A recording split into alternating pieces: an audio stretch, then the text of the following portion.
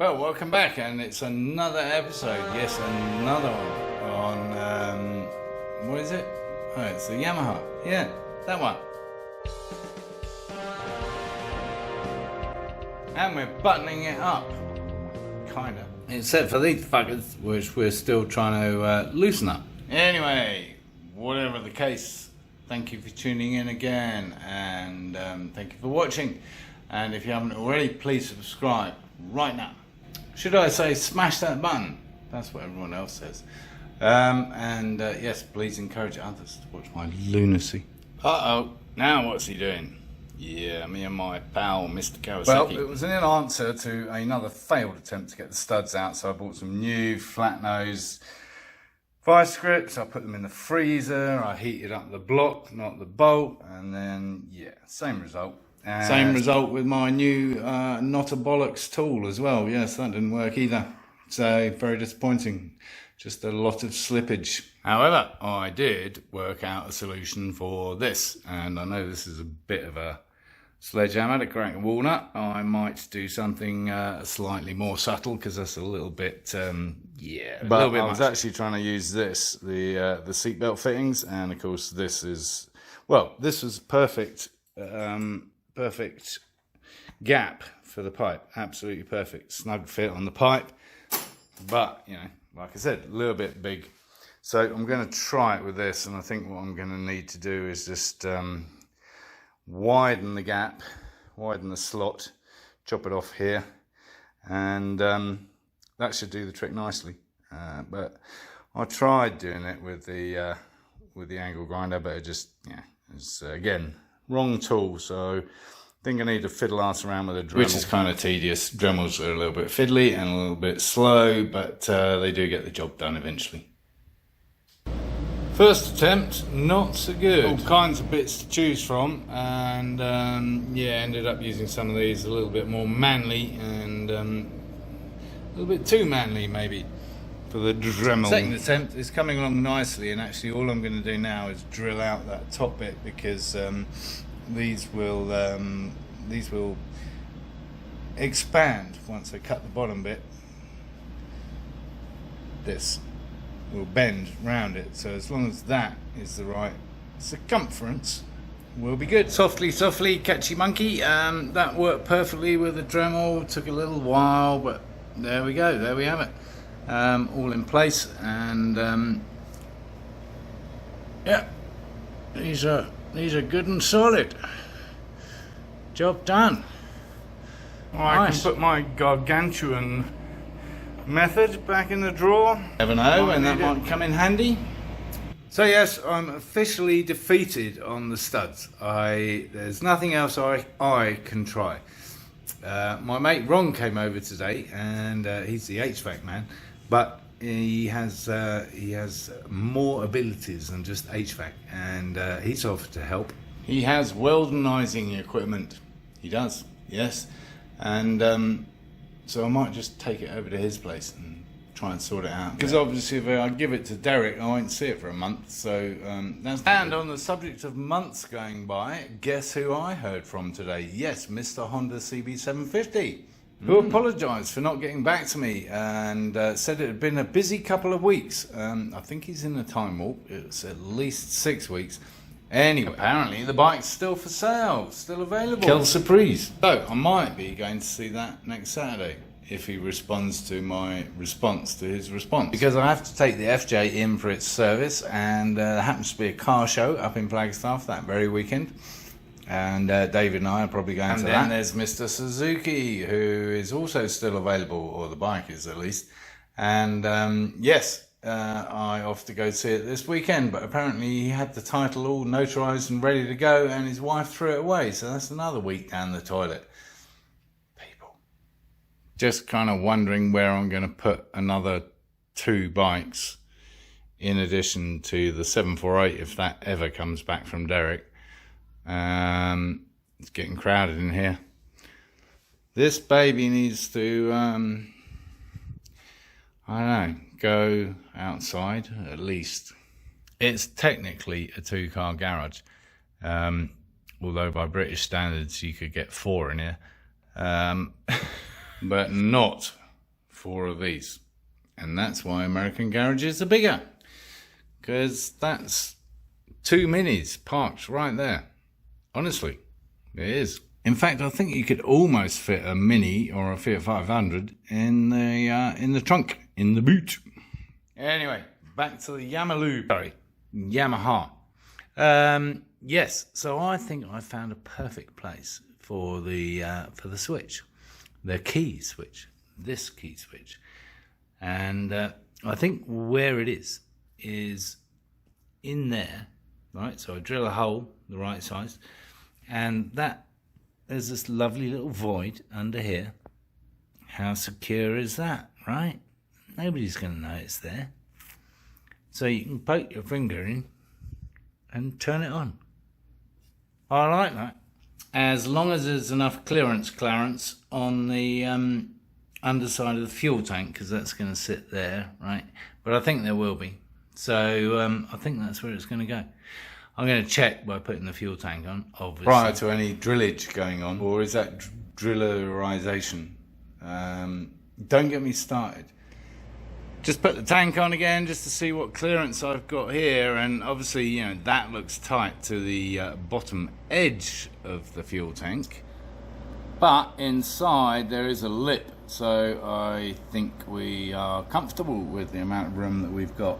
It gives me another, I don't know, 10 mil there at least, and I think that'll work. It's all starting to look rather cool, honestly. Coming together nicely. Slowly, but nicely. And having decided to ram all that shit up the front there, it was getting pretty ugly in the beautiful shape, and I thought about, like I did here, except those are going to bolt onto these. I thought about just literally slotting.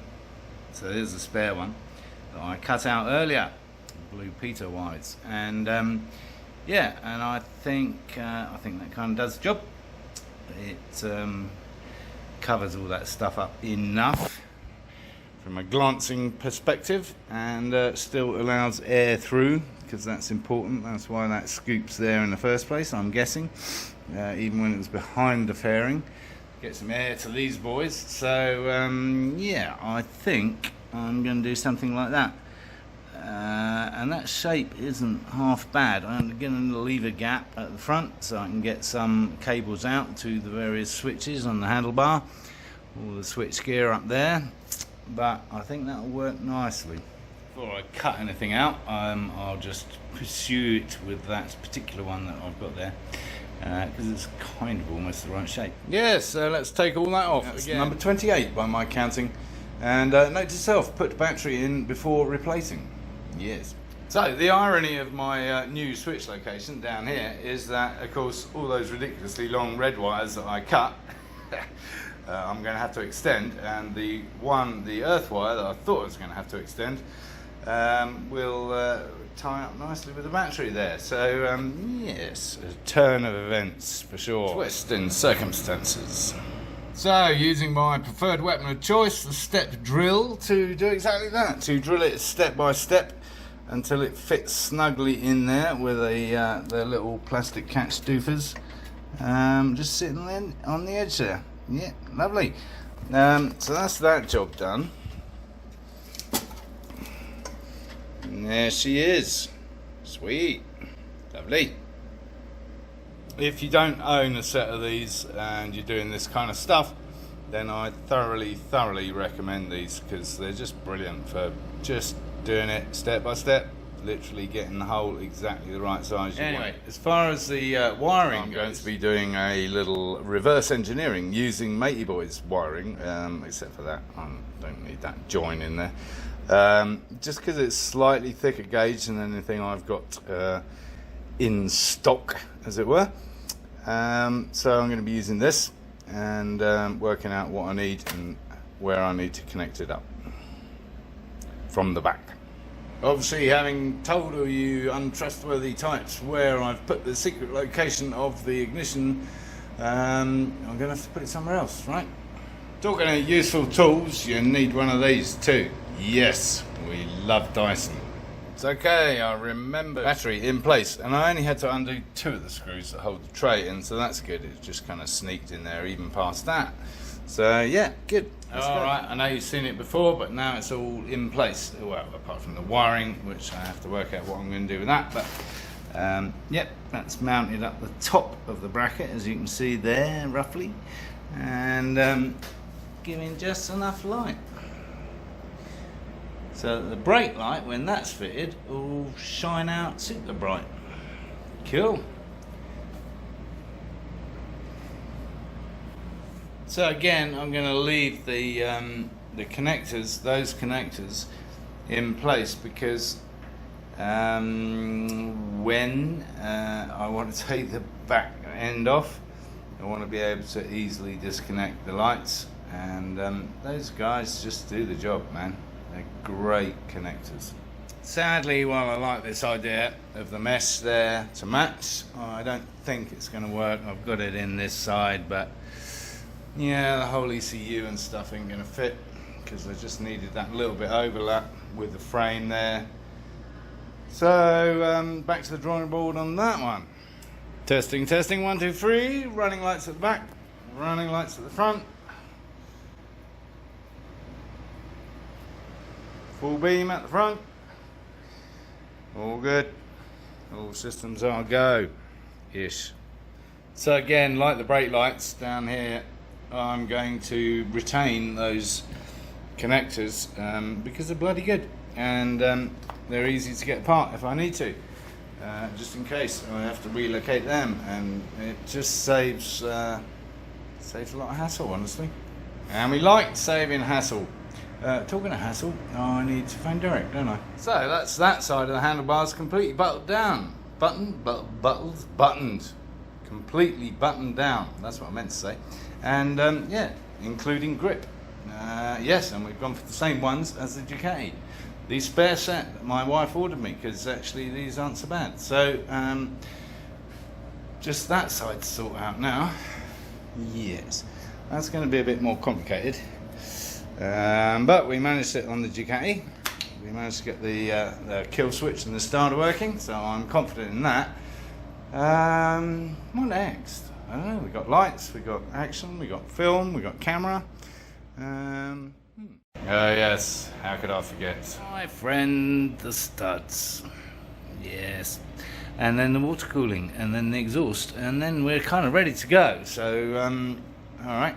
We need to make a decision on who's going to do this. I'm erring on the side of taking it to my buddy Ron's or Kurt's as opposed to the AWOL Derek machine, or I don't know. I mean, he just texted me, so maybe he's around. Tidied all those up a bit, and yeah, still got that to worry about. I don't know what to do. I know, what the hell's he up to now? Well, yes, I need to get the tyre fitted, don't I? So that's all wrapped up, ready to go. That'll be maybe tomorrow, who knows? It is Sedona after all. Talking of which, despite the text back from Derek when I called him last night to say, I'll call you, he didn't specify when, and yes, hasn't. I swear I get these projects completed eventually, despite all the help. Yes. So that was pretty amazing. I literally just went out the back door to put the tyres and the wheel, into the FJ to take down tomorrow to get it sorted, and a bobcat, which is a fairly impressive animal, a little bit like the European lynx, just strolled calmly by and kind of took a look at me and said, what you up to? And carried on. And the boys sensed it from the other end of the house, which is even more amazing. And yes, they weren't quite sure what to make of it. Anyway, yes, welcome to Arizona. It's the wild, wild west. So, back to motorcycles. The thing is, once we get the tyre sorted out, we can put the wheel back on for sure, for proper. And then we can start messing around with getting the brakes all sorted out, you know, put the calipers back on, new pads in, start filling it up with fluids, see where it starts peeing out, because I'm sure it will, and we can get that stage all buttoned up as well. So we really are making some good progress, which is jolly good, because I might be buying 2 motorcycles this weekend. Two for the price of one. Not quite. So I kind of set myself a budget of $3,000 max, and I've never spent that. You know, the Ducati was 22, I think. The Yami was just under 1,000, and these two are in that kind of range, honestly. But